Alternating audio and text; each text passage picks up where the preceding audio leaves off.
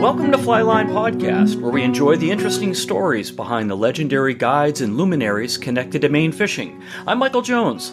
Today we'll be talking with our special guest, Tom Ackerman. Tom Ackerman is a Maine outdoors luminary, a fly fishing professional, and former national television host. Tom brings a lifetime of outdoors experience to share with our audience. Tom is a seasoned sportsman with a passion for sharing it with others. Tom hosted the new American Sportsman on ESPN for many seasons, celebrating the sporting experience with some of the biggest newsmakers of the day. From fly fishing in Belize with Liam Neeson, to sail fishing in Central America with NFL great Tony Gonzalez, to scaling Alaska's peaks in search of brown bear with Herschel Walker, or bugling elk in New Mexico with Hank Williams Jr., or climbing into a blind with World Series MVP Josh Beckett, and more. Tom is a registered Maine guide, a sea captain, an avid fly fisherman and big game hunter with a natural curiosity about people and their outdoor experiences. His work in the outdoors included 16 years with LL Bean, where he served as hunting and fishing product manager. Tom also helped develop one of the most successful fly fishing schools in the country, serving many first-time fly anglers through the LL Bean Outdoor Discovery School. In 1998, Tom formed his own company, Classic Connections, which provides worldwide travel and international trip planning services to hunters and anglers, specializing in exclusive fly fishing and hunting adventures in remote destination locations. When not filming for TV or guiding along the Maine coast, Tom enjoys spending time with his family and friends in the outdoors, photographing wildlife, hiking, camping, hunting, and fishing. Tom has a special affinity to fish for Atlantic salmon and upland bird hunting, wild turkey hunting, and also introducing young people into the outdoors through his careful influence. Tom lives in Topsom, Maine with his wonderfully talented wife of 35 years, Cindy Ackerman, of LL Bean fame. Tom has 4 adult children, his oldest son, Chris, a stonemason and artist, Colin, a former fighter pilot, his recently married daughter, Sarah, and my destination fishing partner, TJ Ackerman, who Tom and I affectionately refer to as Tej. Tom and I have shared many days together on the water, and I recently traveled with Tom in 2022 as a guest to Mackenzie River Lodge in Labrador, where we shared a wonderful week-long experience fishing together as friends for trophy landlocked salmon and huge brook trout. It was a memorable trip, and we were tremendously successful as a result of his guidance. On the heels of that experience, several friends and I are returning with Tom to Labrador in 2023 to fish out of Crooks Lake Lodge for trophy brook trout. Tom runs a very classy operation. Tom is gratuitous. Everyone loves Tom Ackerman, and so do I. Tom has an infectious and dynamic personality, and it comes with distinct pleasure to invite my friend, my brother, my mentor, Tom Ackerman, to the Flyline Podcast. Tom, let's do this. Mike, that's an awesome introduction, man. I'm sitting here thinking, man, I'd really like to meet that guy. He sounds like he's had a heck of a life. I know, I'd like to meet him too. It's really good to see you. Great to have you here. I've been looking forward to this ever since you first reached out. Oh, yeah, absolutely. So for the audience, we are at the Classic Connections HQ headquarters in Topsom, Maine. Tom's invited me into his home to record this, and he has a sign in his office that says, "Gone hunting, be back soon to go fishing." And I think that really underscores the life that you've lived, Tom, here in Maine. Yeah, it really has. And you know what? I don't know how it's worked, but it just has. But it all started with a passion for hunting and fishing at a very, very young age. And, it's an amazing thing. It's a thin thread that pulls you through life. But for me, it started in New Jersey. Believe it or not, people say, "You're from Jersey? What exit?" And we laugh it off. And I said, no, actually, where I grew up, there were more cows than people in the county that I lived in. And so I spent a lot of time digging worms, getting on my bike, riding down to the creek and fishing, and then hunting for deer and rabbits and birds and all of that kind of stuff. And those seeds were sown very, very early on in my life for this lifelong love of the outdoors. And I credit my dad and my uncle for giving me that introduction, that proper introduction that's kind of stood the test of time. Real quick story, my earliest remembrance of fishing was going with my dad when I was about 5 years old to a place called Lake Hapatcong in a rented boat, a wooden boat that had the concrete anchor that was in the paint can. Totally. You know? With an eye bolt. Exactly, with an eye bolt. Yeah. And the live well under the seat and a coffee can chock full of nuts as a bailer. That's what and it was the highlight of my summer to be able to go with my dad. And I remember my dad was a pretty hard worker, didn't have a lot of time for fun and this kind of thing. But I remember him telling me, Tommy, we're leaving at 5 a.m. I'm going to knock on your door. If you're not ready, I'm leaving without you. And I remember going to bed that night fully dressed with my high-top sneakers already laced up. Because when I heard the knock on the door, I threw the covers back and I was on, up and out. And because that's how important it was. I think the fishing and time with my dad and all of those were kind of themes that ran through it. But the outdoors has always been a very important part of my life. Brothers and sisters? Yeah, I have an older sister and a younger brother, and I love them dearly. I can't believe it. We kid each other. I said, because my sister is like 72 now, my brother's 68, and I'm in the middle. And I said, I don't know how it's happened, but I've gone from Rolling Stones to kidney stones in the blink of an eye. Yes. It's like way too fast a ride. How did this happen? And but it's been a great ride. And coming to Maine, Tom, so there you are. And also, just a side note, we did a great podcast with our new friend Bob Romano, who's actually from New Jersey, too. And he tells the same story. He and Trish live on 12 wooded acres. They live in the country, very much so. Jersey out in the western part of the state is gorgeous, wild. They love it. Okay, so there you are in Jersey. What was the ticket to Maine? What got you here? Yeah, well, it's a serendipitous thing, and it's a long and windy road. But I was working on a horse farm right across the state line in New York, and the owner of the farm, his son, Joe Quirk, so I call it a quirk of fate that I ended up here. Joe Quirk went to NYA. He was at North Yarmouth Academy. Yeah. And so his dad said, can you help Joey get settled in, drive up there, help us get settled in for his school years, junior year at NYA? I said, yeah, sure. So I hopped in the microbus, because this was back in the 70s, like 73 or so. And we drove up, and I just fell in love with Maine.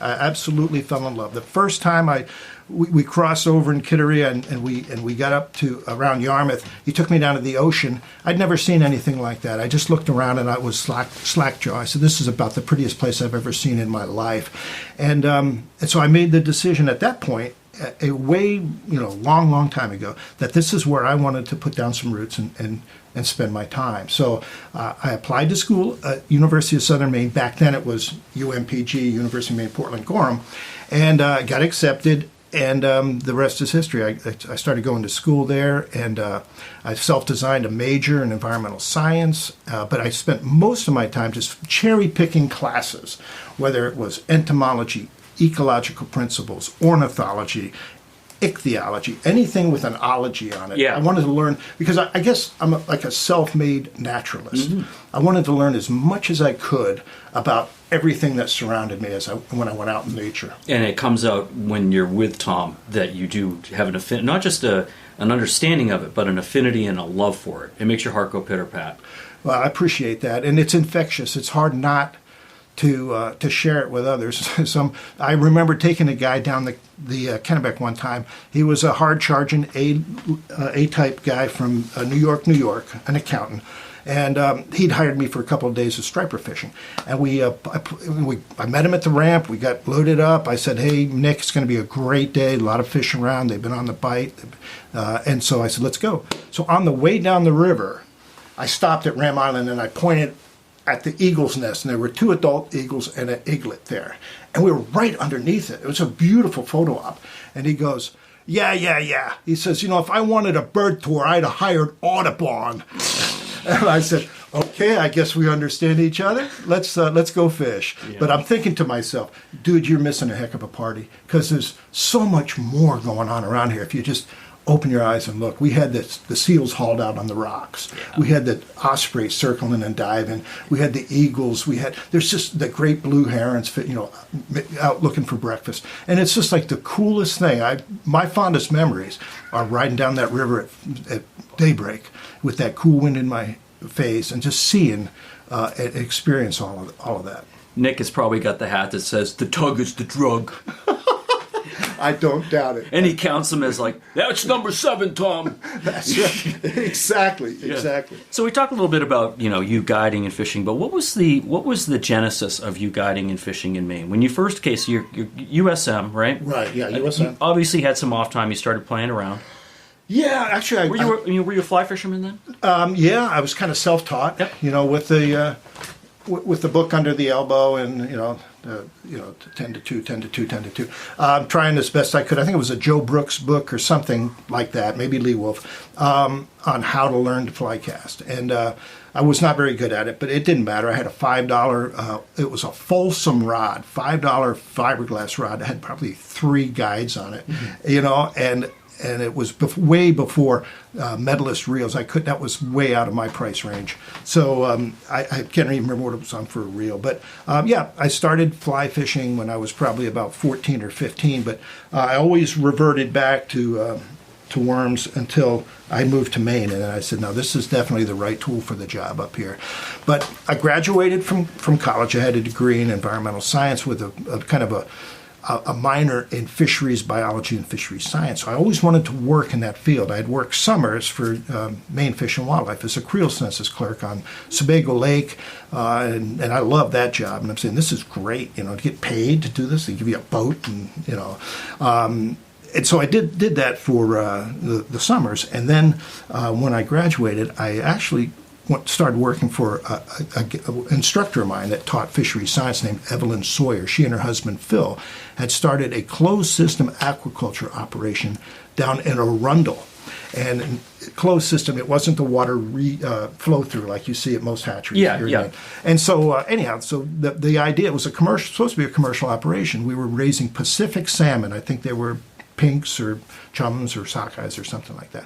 Anyhow, we got the eyed eggs, we raised them, and then we imprinted them when they got to smolt size, which is about 8 inches, before they go to salt water. That's where they imprint on their natal stream. And we said the plan was to raise them to that level, release thousands of them into the ocean, and then Mother Nature put the growth on. And then in 3 years, when they were sexually mature and coming back to reproduce, to spawn, we would set up a drip station with the same chemical we had imprinted them on. So, long-winded way of saying, our plan, we were very idealistic, and I said, we're going to feed the world. Well, at the end of a year, I couldn't feed my family. I was making about $100 a week. I had a wife, a new baby, and a gun dog. And it's like, okay, who gets to eat this week, type of thing. It was tough. So, just to fill it in, Tom, you were releasing them where? We were releasing those smolt into the Arundel River, which is right there between Arundel and Kennebunkport. And expecting the Pacific salmon to do what? Well, they would go to salt water, and they would feed, and they would grow, and they would grow, and they grow. And then when they got the urge in 3 years, when they're sexually mature, they return to their natal stream, which they identified by olfaction, by smell. So Arundel. They were going to come right back up there, and they had already done this on the West Coast. Yep. Dom C. and Weyerhaeuser and Campbell Soup had these. It was called what was it called? Sea ranching, I think. But anyhow, they would call them back up the fishway back into the hatcheries where they'd been spawned, and we said, "Oh, this is great." And then we just count, we harvest them, take them to market, and we count our money. Well, the 2 days after we released probably 10,000 fish into this corner pool on the Arundel River, I drove down there and I saw a flock of cormorants, just a raft of them in that pool. They were too fat to fly. They were so full. And I said, there goes the whole project. And so it was disheartening. And that's when my wife and I had a very serious conversation about our future. And so then what? So then I said, well, I had a friend, Timmy Parker, that worked at LOB, and he said, hey, we just lost a guy. He went to Alaska to start a fishing shop up there, and we have an opening in the hunt fish department. Would you be? Yes, I'll be right down. And so I went through the interview process, and I got a job on the second shift at the LOB hunt fish department. And I said, oh, this is cool. This is a good place for me to hang out while I get my resume together and find work in my field, right? Because my dream job was to work for ISF&W, right? Yes. And be either a fisheries biologist or assistant biologist, something like that. That's kind of the way I saw my career track going. So we actually share a similar background, Tom, because although I studied biology and science, I had almost like a double major where I was studying human science and I was also studying ecology, which is a study of ecosystems and animal behavior, as you described. And I also wanted to get into that. I was aspiring to maybe get involved with like the Atlantic Salmon Federation or Commission, But the McKernan administration, am I getting that right? Had just furloughed all the state workers. This was back in 94, 95. Right. There were no opportunities. People with PhDs were doing entry-level jobs just to hang on. Right. So that this podcast isn't about me, it's about you, but we shared, I wanted to do that because it's very interesting stuff. Oh, it was. But you know what? Some of the best things that ever happen are the things that don't happen. True. And not getting that job turned out to be a real blessing for me, and it resulted in a 17-year career at LL Bean. Tell me about it. Well, it was great, and I started in the hunt fish department, and I think everyone that works at Bean should cut their teeth at retail, where you meet the customer face to face, and they would take you around the store. You'd start in hunt fish, but if they needed a sleeping bag or something, you would take them to that department, and. So I spent 3 years working that second shift and really loved every bit of it. And then a position opened up for a store buyer. So basically to buy the hunt fish product for the retail store. And I'm thousands, a cajillion SKUs, everything from Sampo snap swivels, up to sage rods and everything in between. And so I did that for a couple of years, and I loved it. I mean, it was a lot of work, but it was worth it. And we kind of expanded, instead of just being fly fishing and a little bit of general fishing, we kind of blew the doors open on the general fishing and beefed up fly fishing at the same time. We added archery. And so it was during those really growth years that, I really enjoyed the work, although my wife says, it's a crazy job. You spend a lot of time at it. When was this, Tom? This was in 1983. Perfect. Yeah, 84. So you were there 85. for the explosions that happened Exactly, in our industry. right. That was the preppy boom, and then later on, when we were doing the fishing schools, it was during the river runs through it boom. And so timing is everything, as they say. And so that was a great run, and I met my future boss, a guy by the name of Scott Sanford, who's the hunting fishing product manager, and we just really gelled, and we worked really well together as a team. I became assistant product manager, and then later on product manager for hunt fishing. So basically, it was LL Bean was almost $1 billion company back then, and fly fishing and hunting constituted about 3 or 4 million. So it's a kind of like pocket change or a rounding error. And I would always tell folks operating a hunt fish store inside of LL Bean is kind of like running a candy store in the midst of General Motors. Everything is by exception, But it was great run, and so we went from just doing the hunt fish products to doing the fly fishing school. But they also did it really well. I mean, there were some companies like Abercrombie and Fitch or whatever that really were not positioned.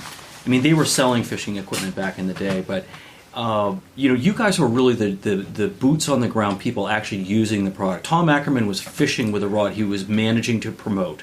Right. And what is a product manager, Tom? Just tell me what that means for the audience. Yeah, no. The product manager is someone who's responsible for that entire category. So all the new products, the relists, keeping up with the market trends, the new products, the new materials for rods and reels and all that type of thing. Basically do all the merchandising, they do all the new product development, and then they do the catalog production and even get involved in the marketing side as far as putting together the mailing list of who's going to get that. One of the big things for us was to get a specialty catalog, fly fishing specialty. Which you did. Exactly. And we pulled that product out of just the general mailing where it was in there with the shirt dresses and the chamois shirts and the bean boots and all that kind of stuff. And it was a standalone. The other big change and kind of that really fueled the growth for us was we brought in Dave Whitlock. That was back in the early 80s. Who's Dave Whitlock? Dave Whitlock, who just I know who he is, but for our audience. Dave Whitlock was just a remarkable human being who loved fly fishing and loved sharing it with others. He was an artist. He was a scientist. He was a gifted teacher and instructor and presenter.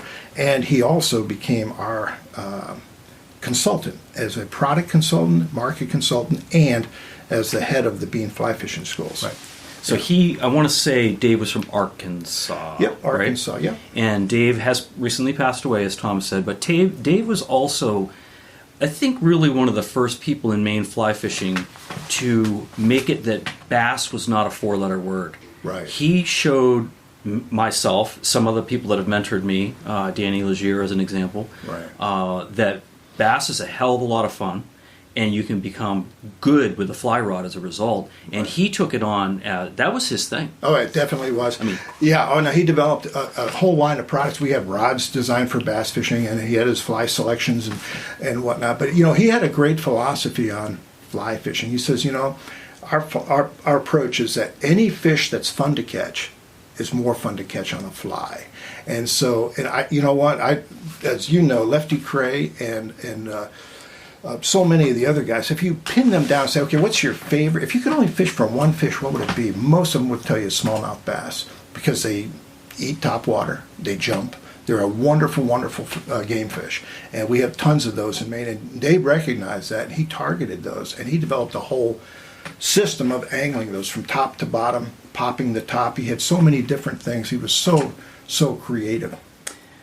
Yeah, and what I enjoy about it, Tom, and I know you and I have done a lot of bass fishing together out of my boat, is you can wear a pair of shorts in 75 degrees out and fish right in the middle of the day. You're never going to catch a brown trout. You'd have to be in another side of the equator to do that. Exactly. But here in Maine, you and I can drive 25 minutes and be in a piece of water where we can catch one fish after the other on probably whatever fly. I mean, you remember the last time we fished? Yep. We put one fly on and we never took it off. Right. And we took some really nice smallmouths. That's right.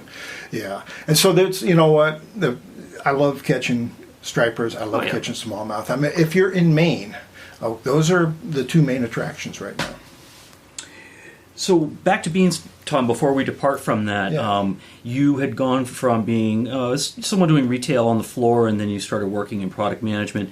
Can you think of an example of how you moved the company? Tom actually had an influence. I know at the fishing school, but can you think of just maybe even another example? Like you decided, hey guys, I think we should bring on this product, or hey guys, I think we need to move away from this product. Right. You got anything there? Yeah. Well, that's a good question. The one of the things that we knew early on was if we're going to be a factor in the fly fishing industry, we needed to have a line of rods that would anchor the program. As people say, oh, those are great rods, and so we set about developing the best fly rods that money could buy. And we worked with G. Loomis, with Steve Rajeff. I worked really closely with Steve, back and forth on the different tapers. And we came out with the double L line of fly rods, from a 3-weight all the way up to a 12-weight and everything in between. And those were state-of-the-art in terms of the carbon fiber that was being used, and the manufacturing process and all of that. So we put beautiful hardware on it, blah, blah, blah. But the fact is, and maybe the highest praise that I'd ever received was from a fellow named Mel Krieger, who is just amazing. He's also passed, but he was an amazing fly casting instructor. Yes, he was. And he said that probably the most consistent line of fly rods that he was aware of, that he had fished, were the Beam Double L rods. Yes. And so I hung my hat on that for a while. That was that was high praise. Yeah, and you had a lot going, you have a lot of advantage in the market for a couple reasons, which I'll mention in a second. I just want to go back, because I talked to some people that listen to the podcast, and they go, these name dropping, I don't know who Steve Rajeff has won more fly casting distance competitions than Lance Armstrong and Michael Phelps have received awards. Right. This guy is the undisputed fly casting champion of the world. Right. And his brother, Tim Rajeff, it could also, he could cast a foot away from his brother. These guys are they're the rock stars. They're the David Lee Roth and Eddie Van Halen of the fly casting world. Right. Not only could they play, but they also designed and built guitars too. I mean, you know what I mean? Yeah. So these guys are building in Tim has a line right now of rods, Echo, right? Yeah. Great rods. I have a couple. Right. And Steve always worked with Loomis. Yeah. So back to LL Bean. Thanks for letting me get that out. Yeah. So the other thing that LL Bean had going on is, so here I am in Maine, and I've watched the river runs through it, and I want to get into fly fishing. And I could go buy an Orvis rod, which has a 25-year guarantee, or I could go buy a Sage rod, which has a lifetime guarantee, but I have to pay some money to make that happen. Right. If you bought an LL Bean guide model, 9-foot 6-weight, which is what you wanted, right? you just walked into the flagship store. If you broke the tip on it, they'd hand you another one. Absolutely. And there was momentum there. Right. That everyone in Maine that fly fished had an LL Bean rod, yourself and I included. Right. Right? Right, exactly. So, well, we had to do something because there was, unlike Orvis and many of the other manufacturers, we really had one place where customers could come and try their rod, and that was in Freeport if they wanted to come and try before you buy, or they could plunk down their money, have the rod shipped to them, they could try it, say, I like it or I don't like it, and send it back. But, we didn't have outlets all over the country where people could walk in, put a reel on it, take it out back, and say, this is the taper I like, this is the action I'm looking for right here. And so we had to, leverage the guarantee, the 100% money back. You're satisfied. No one else had it. Exactly. And we even took it a step further with the double O rods, and we had it was called 1-800-SEND rod. It was a double O Express. And it was a card, like a credit card, that when they bought one of those rods, it would come with it with an 800 number. And if they were anywhere in the continental United States and they broke a rod or they had a problem with their rod, they would call that number, and we would FedEx a rod to them at no charge. And then, by the way, when you get home, if you could send that rod back so we can do a postmortem on it. But again, we're leveraging that guarantee that says we're going to, we believe in what we sell, and we're going to stand behind it. Yeah, and it's interesting. I was listening just today on NPR a piece about how the brain operates. And it's not just about lowering the price. It's not just about making the quality better. It's those little things right there, because you and I have both been bit by that dog where you break a rod and you still got 5 days left in your trip. Right. And you're going to have that rod replaced in a day or two. And the other thing I learned just years back about LL Bean, and they've always done this part well, is if you ask any person, when the consumer just in general is speaking, so how do you decide where you're going to do business in a brick and mortar? Well, the answer is not price. That they were open is the answer. Right. The second one is I had a good experience there. Right. And I expected if I was to make a meaningful investment in a new product, that experience would also go well. And if I have a problem, it'll go well. Right. Well, there's no locks on the door, and there was a lifetime guarantee for most of my entire life. Right. So what a great place to work. And you had a lot of confidence working there, Tom. Oh, yeah. And it was a great company. Like I said, it was...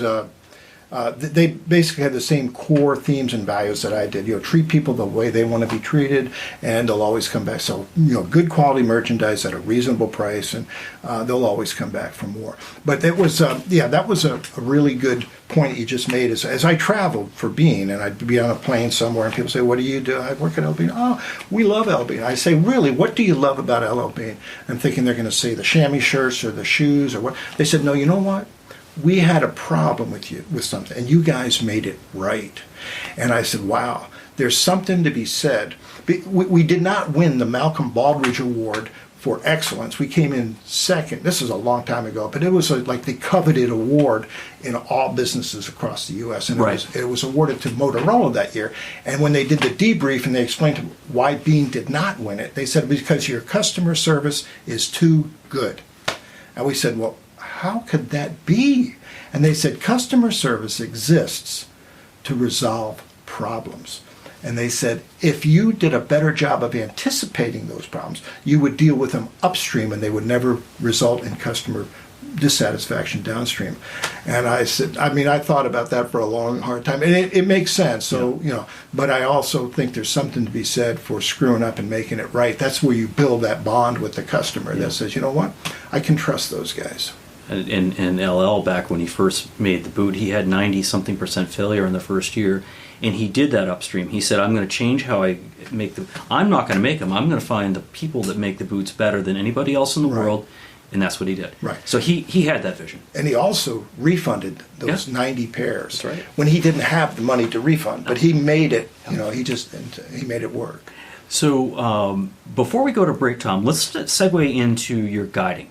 And I'm going to drill right at a story I want you to tell, because you told it to me recently, maybe in the last year or two, in one of our trips or somewhere.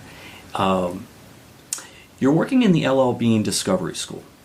You're up at Grants or Grand Lake Stream or something, and you're down and you're teaching. You got a group of students. Can you remember where this story's going? Oh, yeah. And it had to do with guiding and a warden. Oh, yeah. Tell me the story. Well, I get sweaty palms just hearing you tell the story, because even though it was 30 years ago, it's still really fresh. And, we were doing the intermediate fly fishing school out of Weatherby's. And one of the places that we would teach was at the hatchery pool. We'd bring all the students down there, and the instructors would go out on the water, and we'd work with them. We'd go over nymphing technique or swinging streamers or that type of thing. And so we're down there with our group, and it's middle of the afternoon, so we're not really affecting the fishing. There's nobody down there fishing. And this warden wanders up to the bank and sits there and watches for a while. And I could see he was, processing everything that was going on. And so I said, maybe I'll go over and introduce myself. That's what you would do. Yeah, right. So I walked over, and he said, what are they doing? And I said, they're instructors. It's on-water instruction. And he goes, that looks like guiding to me. And I'm thinking, well, yeah, but it's on-water instruction. He says, it's a distinction without a difference. And he said, listen, before you come back here, I recommend you get all of those guys their guide's license. And I said, sir, yes, sir. And you did? And we did. And we went through the process in the intervening year, and everyone passed. And it was, it's a nice marketing thing to say that your instructors are also registered Maine guides. And now that's because they need to be. Yeah, exactly. So let's talk about your guiding. So you're living in the Topsom area, and you've got stripers all around you. That had to have been where you wanted to put your crosshairs if you were going to be doing some guiding. Oh, yeah. And that's what you did. Yeah. Tell me the story. Well, as you know, or maybe our listeners don't know, but that time of year was, or that time was back in the early 90s.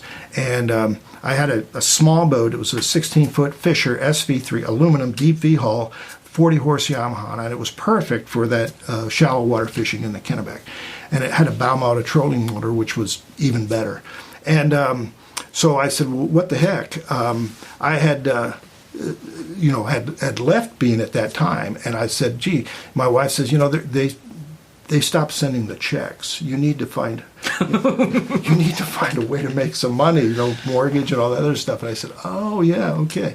And so I started guiding on the Kennebec. I actually had developed really good friendships with some of the folks that had gone through the schools, and they reached out to me first, and so they became kind of my first clients that I guided, and I really loved it. I absolutely looked forward to every day of guiding. What Tom's not telling you is this was the heyday when the fishing was really, really good, right? Oh, yeah. These were big fish. 20, 25-pound fish. And it was, it was a remarkable fishery. It was the heyday. And, I've been around long enough to have gone through some of the lean years, and then after the 90s, early 2000s, the striper fishery took another downturn. And actually, I sold my boat at that time because the fish stopped coming back in fishable numbers. But they made another rebound. But guiding was something I loved doing. And many days I did doubles. And I would do a morning and come back, wash the boat out, re-rig tackle, check emails and so forth, take a nap, and then be right back on the water again at 4 or 5 and fish till dark. And I remember I was still doing that when I was 50, and my wife said, you're not a kid anymore. How long are you going to do this? And I said, until I don't want to or I can't.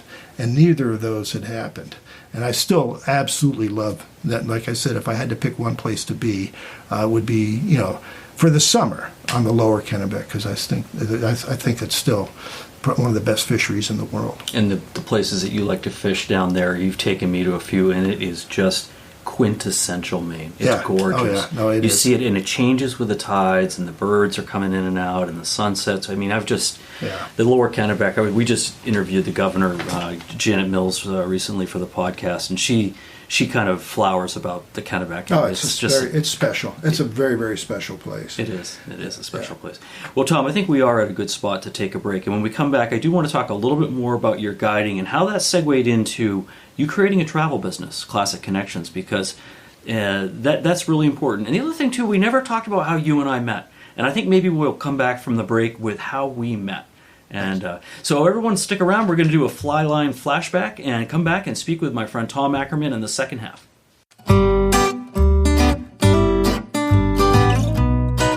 This Flyline Flashback features the legendary Maine fly fisherman and television host Gadabout Gaddis. Roscoe Vernon Gaddis, known professionally as Gadabout Gaddis, was a 20th century American fisherman and television pioneer. Gaddis was born in Mattoon, Illinois, and was nicknamed Gadabout by a boss who said he could never find him. Gaddis moved to Bingham, Maine, and Gadabout Gaddis Airport in that town was his base of operations. The airport was built about 1950 and later bought by Gadabout. Gaddis was an avid fisherman since his youth in Illinois. He began his career in the early days of television by showing his home movies of his fishing expeditions to friends, family, and neighbors. In 1939, he briefly hosted a program about fishing on General Electric's experimental television station in Schenectady, New York. In the 1940s, Gaddis returned to the station to host Outdoors with Liberty Mutual, which was only the second sponsored television program of its kind. Gadabout combined flying and fishing when he received his pilot's license in 1952 and purchased his own airplane, using it to take him to fishing spots throughout the country and to shoot for his new television series. Going Places with Gadabout Gaddis premiered in the 1950s, and beginning in the early 1960s, Gaddis starred in The Flying Fisherman, also sponsored by Liberty Mutual, that brought him household name recognition in the outdoor community and television. Gadabout also worked as a traveling salesman for a fishing tackle company and fell in love with the upper Kennebec River Valley. As a traveling spokesperson, he fished every state in the United States and much of Mexico and Canada. He claimed that fishing is more than just catching fish.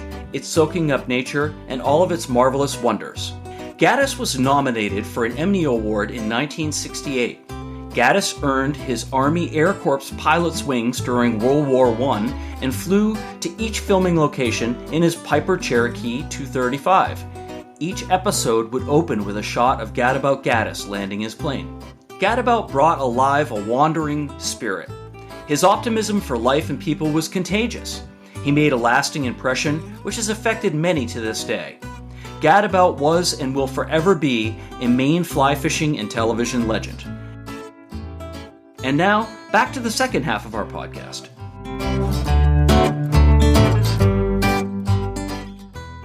So, Tom, welcome back from the break, and I think we left off in a good spot. I know I want to talk to you about Classic Connections and how that started, the brainchild behind that. But before we do that, we never really got the opportunity to explain to the audience how you and I first met.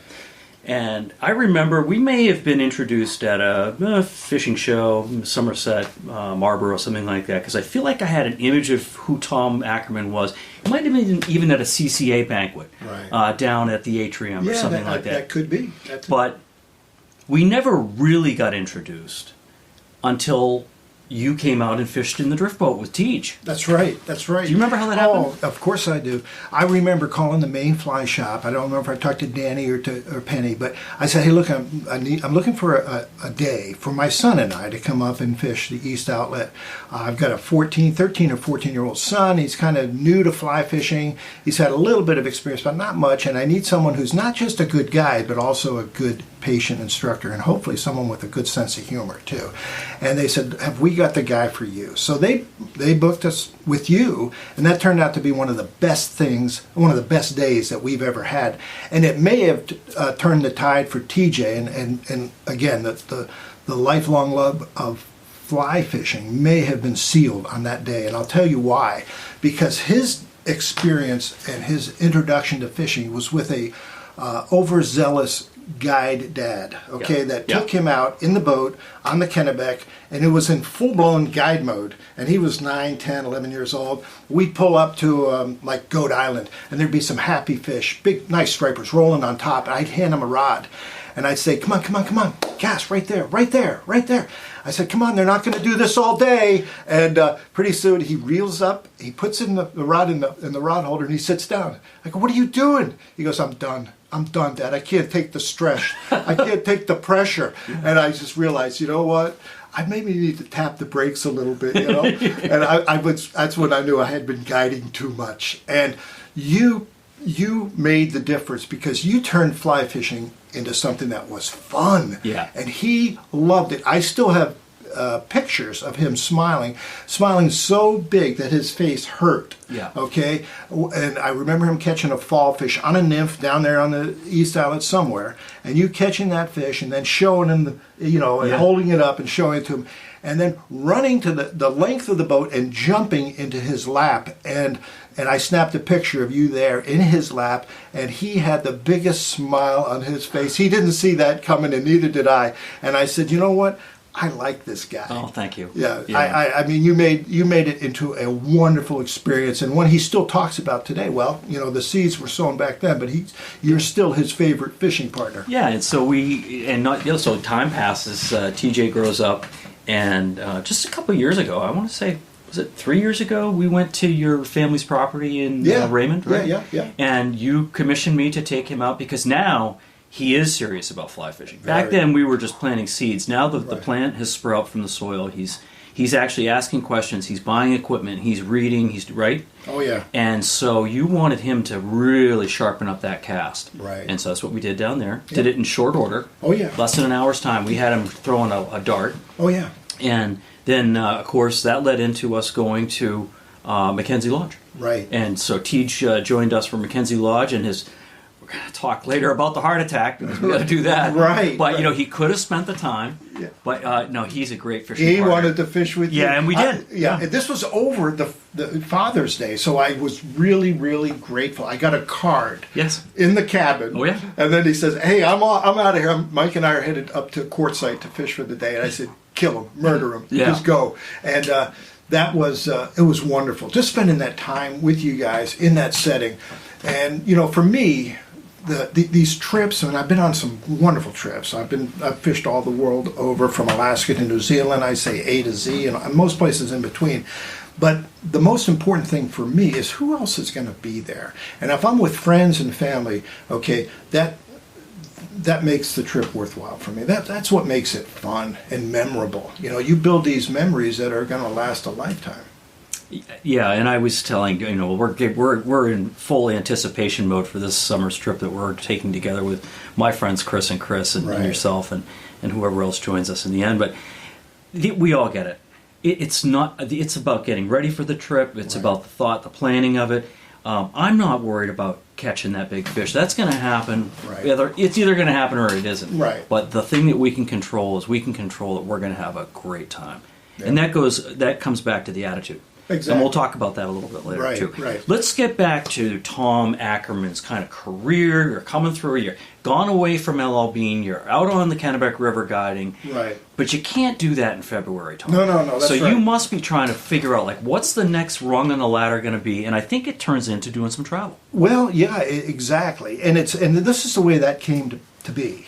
I left Bean in early October. And it was a time of what I call serious transition. I was at a major crossroads in my life, okay? I've done this for the last 15, 16 years. What do I want to do for the next 15 or 16 years, right? Good time to take a step back, take inventory, figure out who I am and what matters most in my life. And the best way I found to do that is to go fishing.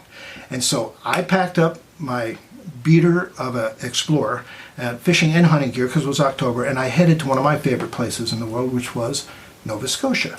And I hooked up with a dear friend of mine up there named Perry Monroe. Perry, Bill Taylor from the ASF says, Perry may not be the best Atlantic salmon guide in the world, but he's the best known.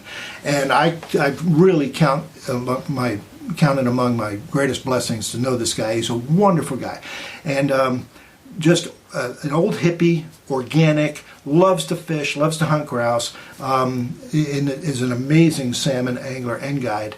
And he had a beat-up old Chevy Suburban, and it was hand brush painted red. And I remember bebopping around these back roads in Nova Scotia with him, stopping at the Irving Station and get a cappuccino and his wet dog in my lap, on our way to the next pool on the Marguerite. And he pulls over and he says, "You know what I think you'd be good at?" And I said, "Perry, I've been trying to figure that out for 40 years. Yeah. What do you think I'd be good?" He said, "I think you'd be a good booking agent." I said, "Really?" I said, "What's that?" I had no idea what a booking agent was. He says, "Well," he says, "you've been to so many places and you know so many people. Why don't you put them together? And you can share some of these wonderful places with people that would really appreciate them." And I said, I don't know how to do that. But I came home and I started to do my homework. And I contacted the guy who ran Anglers Adventures, Yes. Chip Bates. And I said, Chip, I'd like to come down and talk to you. And he said, sure, come on down. So I walked in, I sat down with him, and we talked for maybe a half hour, 45 minutes. I said, Chip, you've got like 15 minutes to talk me out of getting into this business. And after 15 minutes, he told me the good, the bad, and the ugly. And I said, you know what? He said, have at it, man. It's a big pond we're fishing in. And he says, I think you'll do well. So I printed up some cards, and I started, I made a booth, and I started hitting the show circuit. And that was an education because most of my trips were pretty expensive, you know. And there were a lot of tire kickers. And one of the guys, I thought this was hilarious. I had a guy, exhibitor next to me, and I said, hey, how's the show going after 2 or 3 days? And he goes, a lot of whistling gophers. I go, what's a whistling gopher? And he goes, well, you know, they come into your booth, they look around, and they go, what's that gopher? And you tell them, and they go, Gopher. Whistling gopher. Whistling What's gopher. that gopher? And I said, I know exactly what you mean. So I did that, the show circuit for a few years, and I did a lot of calling and a lot of direct mail, and I did all of that kind of stuff. And what I realized was the best thing for me was to pick up the phone and call a friend and say, hey, I'm thinking about this. Or I'll say, I've always wanted to fish for. I said, you fill in the blank. And that's how that was the genesis. That's how Classic Connection got started. But I wanted to take it beyond just what I call dialing for dollars. Yeah. Booking trips. And I said, well, let's see what I can draw upon from an experience standpoint. And I said, well, you know what? The LL Bean fly fishing schools, then you've got the travel piece, and then you've got the tackle. So I did all of the merchandising at Bean for fly fishing, and I also, helped to hold the reins for the fly fishing school, so I taught a lot of people how to fish. So I said, what if we developed a strategy around the travel business that includes travel, tackle, and technique?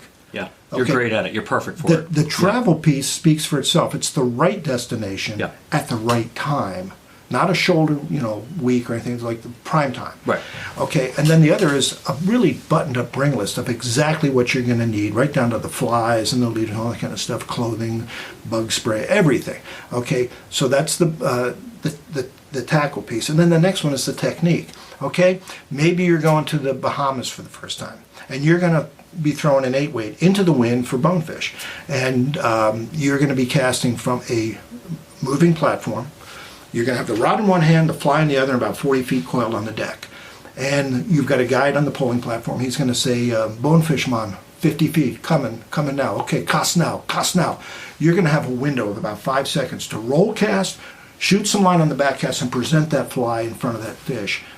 And it's going to happen like that real quick. So I said, what if I could get you a lesson? Because you haven't done this before. Oh, that's right. What if I can get you a lesson with a certified casting instructor who can help you deal with the wind, maybe teach you the double haul, so that when you get there, you have the skills and confidence to really enjoy yourself. Because as a guide, you must know, one of your greatest frustrations, and as most guides, are people that show up and they can't close the deal. Well, yeah, it's the small details too. It's they say you got to don't sweat the petty details, just pet the sweaty ones, Tom. Right? But no, really. Here's an example. If you're Tom Ackerman and you're setting up a trip for bone fishing, what very few people would know, but you and I would know, you can't just take an 8-weight floating line bone fishing.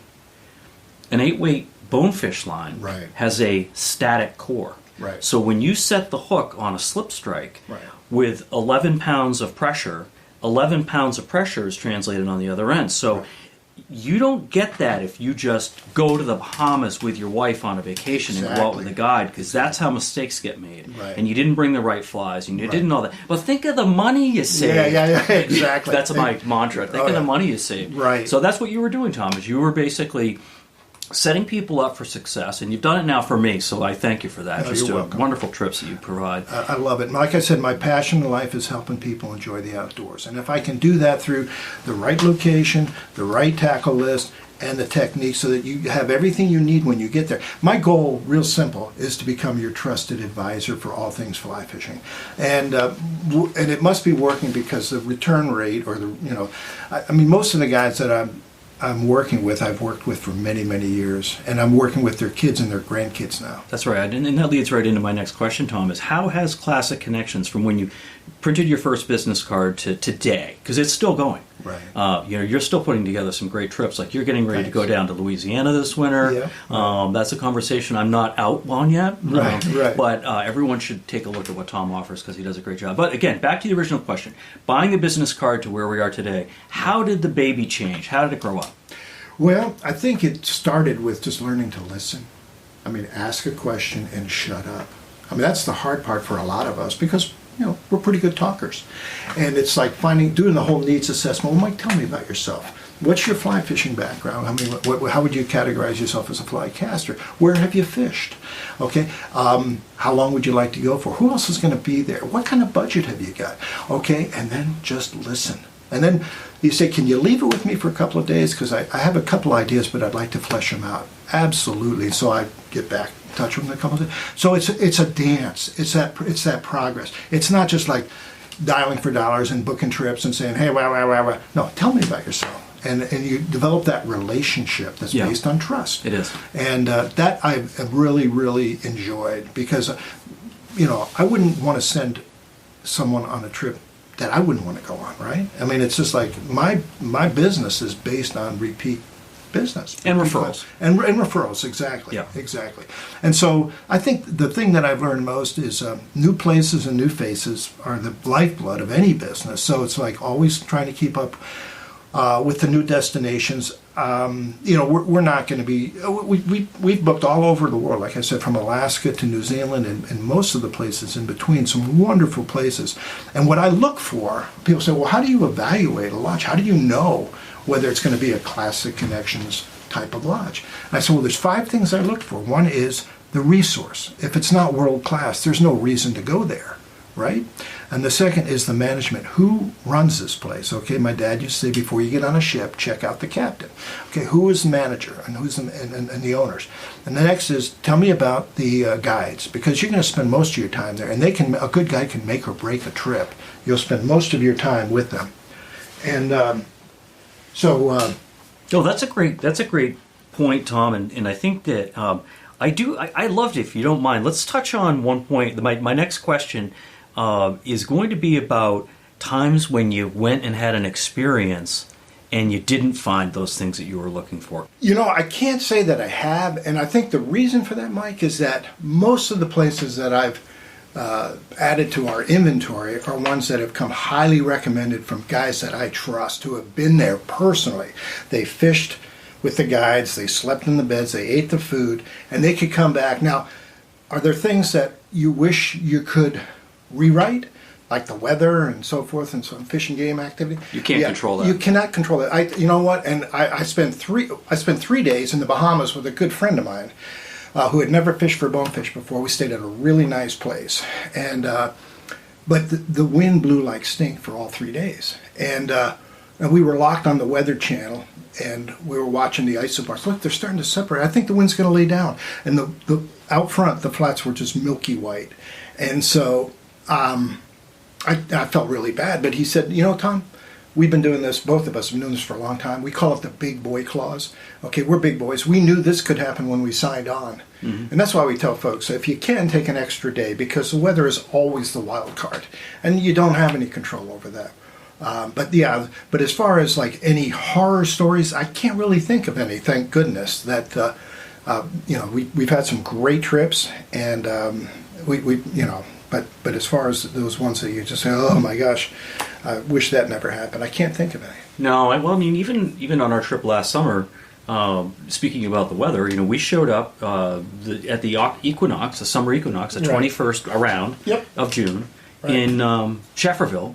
Fly in on a turboprop, a plane that we had chartered, very nice plane, and we land, and the pilot at the aerodrome says, we do not fly to Andre Lake today. If I don't want to fly, you don't want to fly. Exactly. And there was snow on the ground in June. Oh, yeah. So we lost a day. Right. But that was fine. Oh, we were all relaxed. We had fun. We ate our poutine. We went to bed. And made the best of it. And we flew in the Otter the next day and never missed a beat. Right. Although we missed a day of fishing, it didn't matter because the fishing was so damn good. And that's why you go to those places, right, Tom? Exactly. Where, I mean, my arm was, a 9-pound landlocked salmon on day 2. Right. And I look at the guy and I said, I don't know what you want. It's 3:30 in the afternoon. I'm done. Yeah. I can't. My arm's not going to do another one. Right. Well, I'll tell you what. You brought a skill set that most people that get to Mackenzie River Lodge aren't blessed with, and so it was almost unfair to the fishery up there to turn you loose on them. And that's what TJ came back at night and said, "Man, this guy's a fishing machine." All of the stuff that you mastered down here in Maine. The only difference is if you do it right up there, those fish do their part. You know what I mean? You don't always have that reaction, that response down here. But man, that's a wonderful place. Big landlocks, and that was the attraction for me to Mackenzie, because there's a lot of good brook trout camps in Labrador, but not too many that can boast 10-pound or double digit. That's where the world record came from. Yeah. And so you vetted Paul Osteguy. I'm saying that right, Osteguy. He's a great guy. Oh, yeah. So you talked to some people that knew him and talked about people who had fished there. Yep. And I know a lot of people that have gone there. Exactly. And so before we even got in the car, we already knew what we were getting ourselves into. Exactly. And so that's what that's kind of the service. Take the guesswork and don't make your clients do your R&D for you. No, that never works out.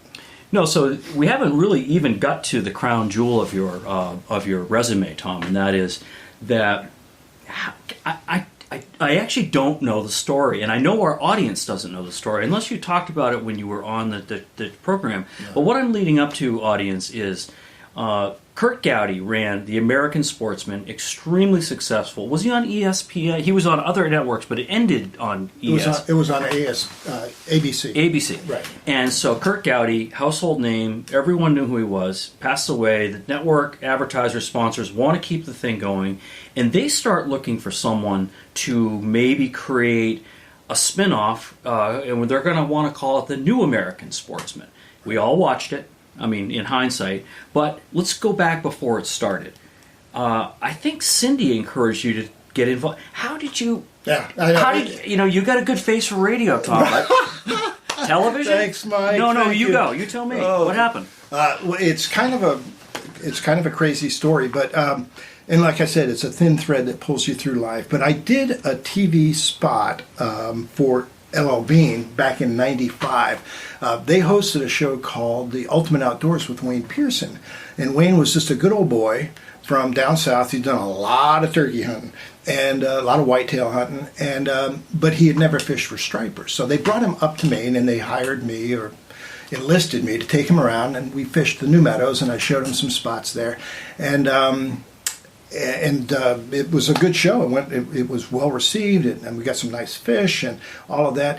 But the guy that was doing the field producing for it was a guy named Jerry Valancourt from ESPN. That's who aired the show, and he did all of their.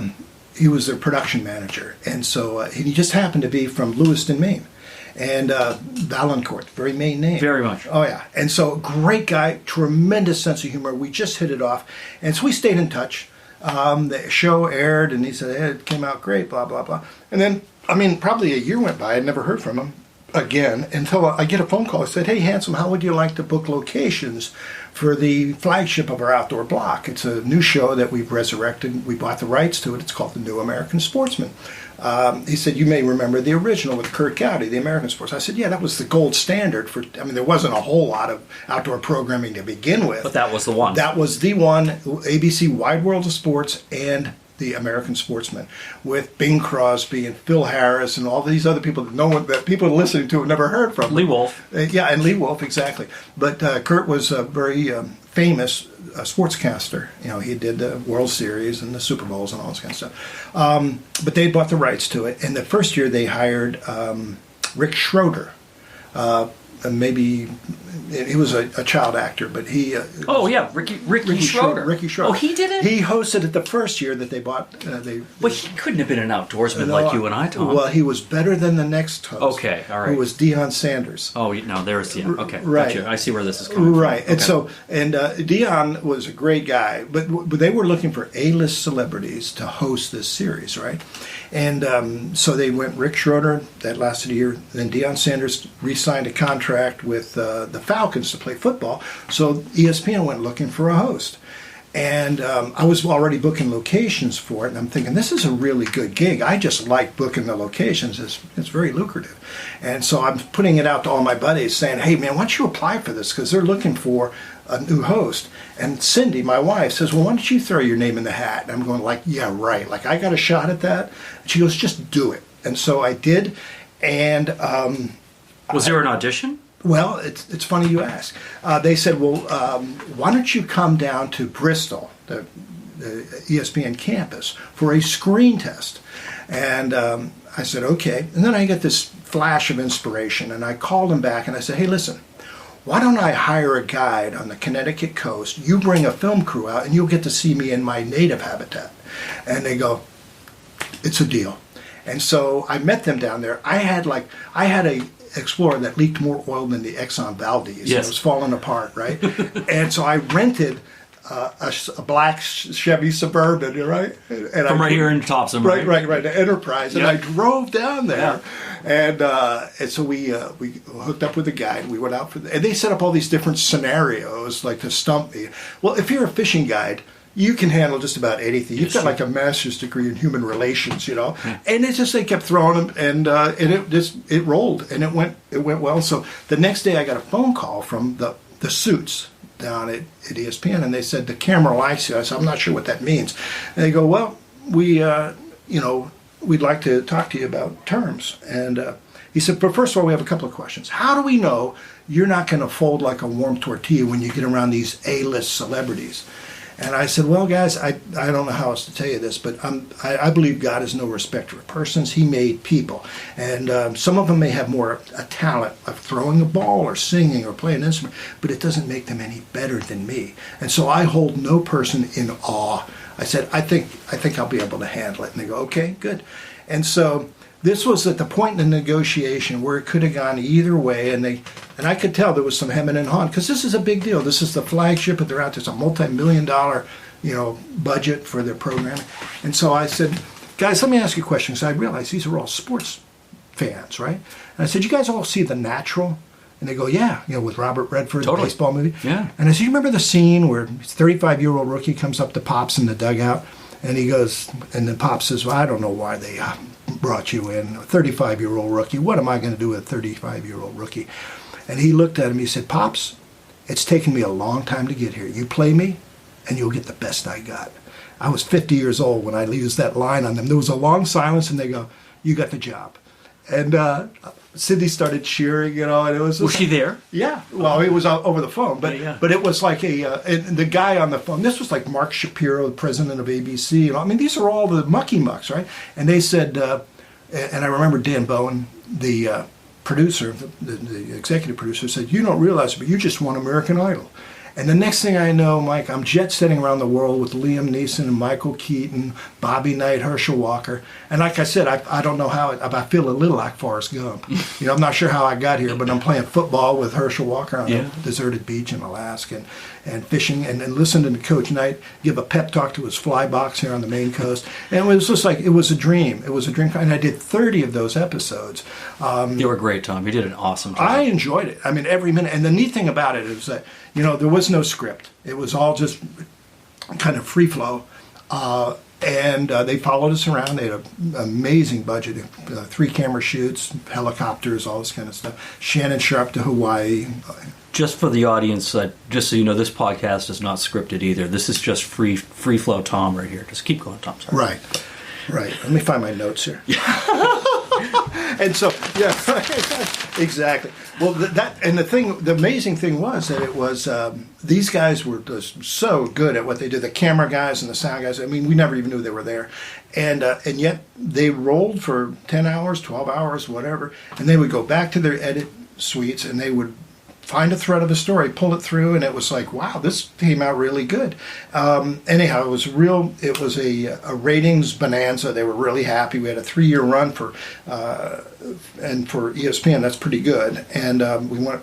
So anyhow, it was a great gig. I loved every minute of it. I got to travel the world over with like I said, the big names, the A-list celebrities. But then I transitioned from that into another show, which I liked even more. And people said, because I tell folks, I always thought that the New American Sportsman would be the high water mark of my TV career. Tom, I didn't know you did another show. Yeah, I did. And but I was wrong. It wasn't the high water. The high water mark was a show called Escape to the Wild. Escape to the Wild was. I take that back. Now you mentioned, I remember you doing this. We did like 70 episodes of Escape to the Wild, and the premise of that show, the show treatment as they call it, was part Make-A-Wish, part Extreme Makeover, and part Punk'd. And it was the guys in the trades, okay, the guys who, the plumbers and the roofers and all of these guys, the steel workers. And I would show up, and we would call it the reveal. We would surprise them with some kind of scenario that kind of would almost set them off. And then I would step in and say, hey, chill out. Put the hammer down, man. I said, listen, I'm Tom Ackerman, host of Escape to the Wild, and I'm here to take you on your dream trip to Alaska. And here's where it gets good for you. Pack your bags because we're leaving in the morning. And it's just like a Hallmark moment, and everybody melts down. Mom and the kids come out, and it's just like, this is a feel-good show. And I went from A-list to average Joes, from blue bloods to blue collars. Yeah. And I said, I really enjoyed the blue collars more than the blue bloods, only because they were so grateful. Everything that they got, they were great because they worked hard. That for this guy to go to Alaska would be like you and me going to the moon. Right. Okay, this was totally out of reach for him. And I remember one guy, and in addition to surprising with the trip of a lifetime, I also got to sprinkle swag along the way. So we had big sponsors, Beretta and gun sponsors and Leupold scopes and all that kind of stuff. And so I remember one guy, it was called the secondary reveal in Colorado on an elk hunt. And I pulled the bolt out of his rifle when he was over at the lodge. And he comes back to the cabin, and I said, hey, why don't you grab your rifle? We got to go on the range, make sure we're on the paper. He pulls his gun out, and he goes, son of a... I could tell he was upset. He says, my bolt's missing, man. My bolt. Where's my bolt? I said, that's probably TSA, man. They probably forgot to put it in. And he goes, oh, I can't believe it. What am I going to do now? I said, hey, just cool. Chill, man, chill. I reached under the bunk, and I pulled out this long, skinny white box, and I handed it to him. And this is a steel worker, right? And he's rough and tough steel worker. He's got a Ruger, right? Yeah, right. He starts shaking. I said, go ahead, man, open it up. He goes, what is it? I said, open it up. He opens it up. It's a brand new Tika T3, 300 Win Mag with a 3 to 9 Leupold scope on it. And he starts, like this tear wells up in his eye and rolls down his face. And I go, what's the matter? You don't like it? He goes, man, I worked hard my whole life. No one's ever given me nothing. I said, well, that's yours to keep, bro. I said, that's going home with you. And I'm telling you what, there's no better feeling in the world, And he cried, I cried, and that was the formula for every show. And I said, these guys, most of them had some tremendous hard luck stories, like sick children, military, injuries, battlefield injuries. And I said, most of them were dealt a really, really tough hand, but they made great plays with the hand they were dealt. And they were winners in every sense of the word, and I loved hanging out with them. Yeah, that's great, Tom. And you know what you did is you just talked about what's important and why we live our lives, and we'll get to the word why in a minute. But you had the taste of success working with the big folks, and then you really did what made your heart go pitter pat, which is to work with people that would really appreciate what you could bring to the table. And my own little short story about that is some of the best clients that I ever guided were given a trip for Christmas as gravediggers for a local funeral parlor in Trenton, Maine. And these two guys would carry the cooler, and they'd want me to fish, and they would, Mike, whenever you need to go. You don't get $1 million guy saying, hey, Mike, whenever you need to go. You never hear that. No. So, that's, again, it's more about, it's who you spend. You dance with the one who brung you, and it's who you spend your time with. It's the company that you keep. Oh, yeah. You must have some fun stories to tell because so many things are out of your control. There must be some fun story you can share from Your perch. What, Yeah. You got anything? For sure. Well, when I was doing the New American Sportsman, we were traveling over 150 days a year. So there was in a lot of ways, I felt like I was in a rock band. And but I remember one time that I think we landed in LAX, and we gathered all our gear, and we had the crew in the truck, and we're driving down. And this was a long time ago, so 20 years ago. And here's a guy hitchhiking. And so we pull over, and I notice he only has one sandal. I said, "What happened? You lose a sandal?" He said, "No, man, I found one." And I said, "Only in California, right?" "No, man, I found one." I said, "I'm not in Maine anymore, man." But so many crazy things like that happen. And I remember once, I used to get the rental vehicles, and you may have to edit this, but I remember going to the car rental counter, and there's a little gal behind there, and I'm doing the paperwork and sign here, initial here, all this, and I hear the door open. I hear this click, click, click, click, click, click, high heels across the tile floor, and I could just feel the tension in the room rise, and I'm going, here comes a woman with an attitude. She walks up. She kind of I'm a big guy. She muscles me out of the way, and she throws these keys on the counter. They slide and stop right in front of this little gal. And she goes, "That car you rented me smells like a French whorehouse." And with that, she wheels around and storms out. And that little girl looks at me and she goes, "I wonder how she knows what a French whorehouse smells like." I gave her a high five. We laughed so hard that I said, "Hon," I said, "you still have a job because you bit your tongue." I said, "Sometimes good customer service is not about what you say. It's about what you don't say." And we laughed. But I mean, just so many of those stories happen when you're on the road that you hope you can remember them because they're so rich. Oh, I'm glad. Yeah, right. I love hearing that, Tom. That's fantastic. Tom, you often talk about the why. Yeah. You do things for the why more than the where. Yeah, no doubt. I'm a why guy. And people say, well, the how is important. I said, yeah, but the how is irrelevant until you have a strong why. And I remember sitting in a doctor's office one time. This was kind of an epiphany for me about 25, 30 years ago. I'm flipping through a magazine, I don't know, maybe Men's Health magazine, and it says, a great big page that says, how come some people have boundless energy for whatever life throws at them, and others just kind of drag themselves through life? It's like everything is a chore and a burden. What's the difference? And it says turn the page, and I'm thinking, I was a little cynical. I'm thinking, oh, this is going to be an ad for like a vitamin supplement or meditation or exercise or something like that. And I turned the page, and what in this little box in the middle of this gatefold was one sentence that changed my life. And it said, energy flows from a sense of purpose. And I went, whoa, and I flashed back on my Thoreau days, and he wrote, "Behold the field mouse, he has a purpose, and his eyes are bright with it."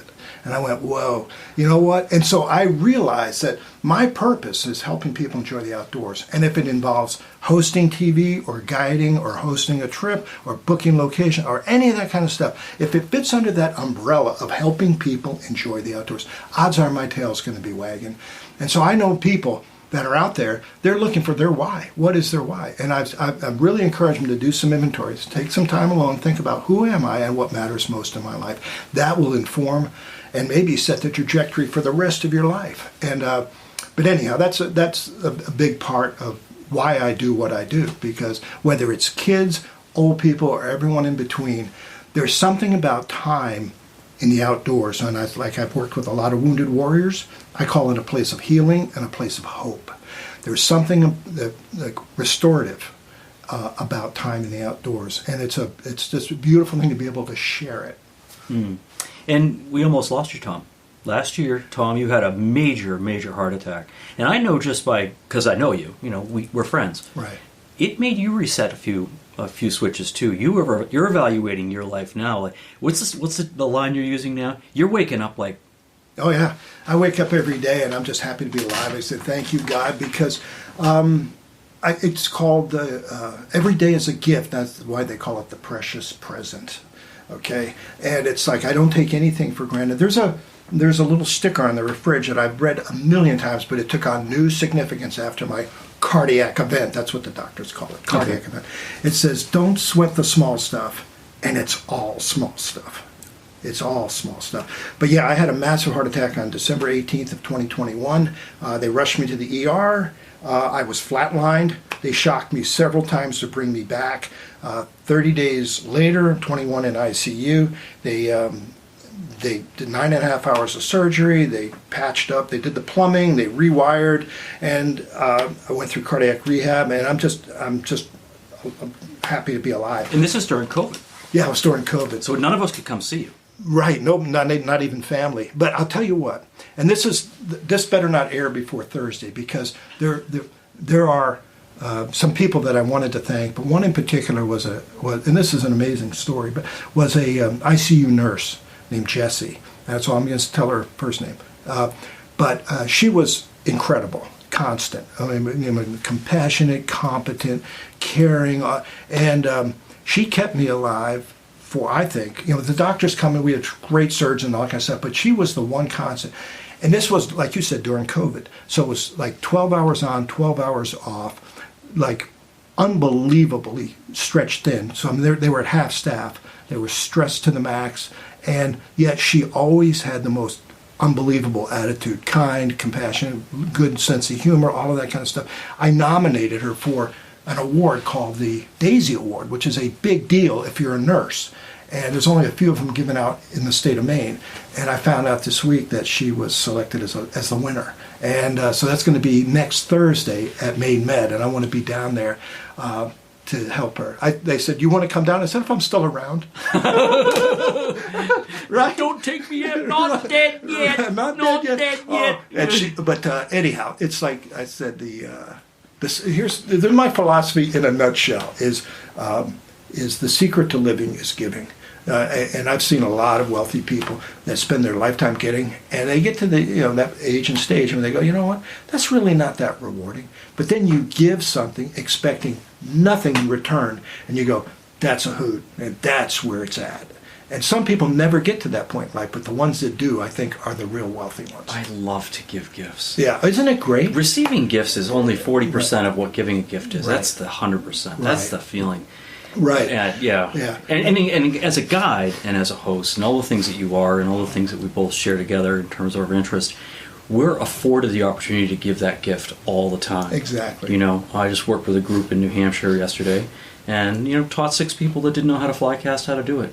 And they couldn't shake, but they're rattling my hand and their handshake, thank you, Mike, so much. I really, they're treating me like I'm God, and I'm just the next guy. Exactly. I tell folks, it's one beggar telling another beggar where to find bread. Yeah. All you're doing, you're just sharing it and then paying it forward. But I mean, it's the same experience at the Bean Fly Fishing Schools. I'd be there at the end of the graduation, where they have little certificates and all that kind of stuff, and they come through. I said, I hope you enjoyed your weekend. People say, oh yeah, it was fun. Other people say, that's for me. I've been looking for that my whole life, and they're off and running. And all you can do is sow good seed and hope it falls on good soil. So the ones that see it. The ones that don't. But the ones that do and take it up, they go, that's a life changer for them in so many ways. And so that to me is, that to me is what success looks like. And that's, and that came to us in the same form. I'm not a particularly smart guy. You're a pretty smart guy, but you're not the smartest guy I know, Tom. But experienced. Yeah. How many days have you spent on the water where someone that you were guiding taught you something? Oh, yeah. Right? Yeah, exactly. Happens all the time. Right. So when I share one of those little tidbits, say, hey, let me show you why you do this, or let me show you why they do that, it's not because I figured it out. It's because I did it wrong so long that someone said, hey, Mike. Exactly. And that's what a guide is, and that's what a trip host is. Yeah. And when I get to know somebody and I feel safe, I'll share this with them, because I've had so many people come on my boat. Some guys are so full of themselves. And, they're, well, down in Connecticut we do this. And I said, with all due respect, I said, you know what? And please take this in the spirit that it's given. I believe the foundation of brilliance is admitting you're stupid. And they bristle a little bit, and some of them just go. But I said, really, maybe in Connecticut that works. But, I've been doing this for a while up here. You may want to, before you blaze a trail, why don't you come on down the road a little bit, just see. Let's try it and see if it works. And if not, hey, I'm open to ideas and suggestions. I don't have all the answers. But, that foundation of brilliance is admitting you're stupid. I love that line because I think it applies in a lot of cases. In my own life, so much. It's like, yeah. But yeah, just to put a kind of a cherry on this whole thing, the why is very, very important. And someone, and like I said, there's so many different reasons that people go fly fishing. Some of it's the challenge, and the pursuit and all that, and some it's the camaraderie and the fellowship and who's going to be all that kind of stuff. It's just like you can look down all that through this, and then there's what I call the spiritual dimension, time in the great outdoors, time in creation, and time to reflect on your special relationship with the Creator. And that to me is core and central. I remember being in a boat with Liam Neeson in Belize. We're filming a bonefish show for the New American Sportsman. And we had a little downtime. So he puts his hand over his mic. He goes, "Tom, do you believe in God?" And I go, yeah, I do. He goes, "Why?" I said, "Well, just look around." I said, "Where do you think all this came from?" And so basically I told him, look, I spent my life looking at nature through a telescope and a microscope, and wherever I looked, I saw design and order and complexity and beauty. I said, my question to you is, how can you have design without a designer? It's like sitting down to a wonderful gourmet meal and saying, I don't believe in a chef. It's just like, no, I'm not the smartest tool in the shed, as you pointed out. No. Thank you, Michael. But I did figure that out. It's not about me. Yeah. And there's a whole lot more that I don't understand than I do. But like I said, I'm happy to be alive. The doctors did say this one thing, and I saw lots of doctors in follow-up and cardiac rehab, and they all said, your heart blew up. I mean, there's no way we can explain that you're still alive. And they said, and they all said the same thing. They said, "Man, we saw your chart. It's a miracle you're still alive." And I said the same thing. I said, well, there's only one person I know in the miracle business, and I'm going to give him the credit. Yeah. Because that's all I know to do. Yeah, that's true. And Tom, you've been a gift in my life. I hope that you and I have many, many more years together, and we're not getting near the end, but we're just at the beginning. And I know that this podcast was great. I really enjoyed just having the opportunity to sit down with you in the Classic Connections headquarters and have you share some of those stories, because I've gained so much pleasure myself from just hearing the stories that you tell. And also not just the stories, but this is where you need to position yourself in order to find happiness. Be it with a fly rod, or be it with a shotgun, or just be it in life in general with your family and the people that you love. So, Tom, thank you for your time today, and I really appreciate it. I value your friendship, Mike, and it's been a pleasure. Thank you. And that brings us to the end of this episode. Flyline Podcast has completed the first season with these wonderful 12 episodes. We loved every minute we spent sharing stories from and with our guests. We will be taking a short break as we and our Maine legends and luminaries are enjoying the best part of the Maine fly fishing season and feeling more obligated to spend time in the outdoors than in front of a microphone discussing it. Great news for our podcast fans and followers. We already have many great guests and episodes lined up for the second season. Please go to flylinepodcast.com and subscribe to receive notifications when Season 2 is ready to resume. Until then, go catch a fish.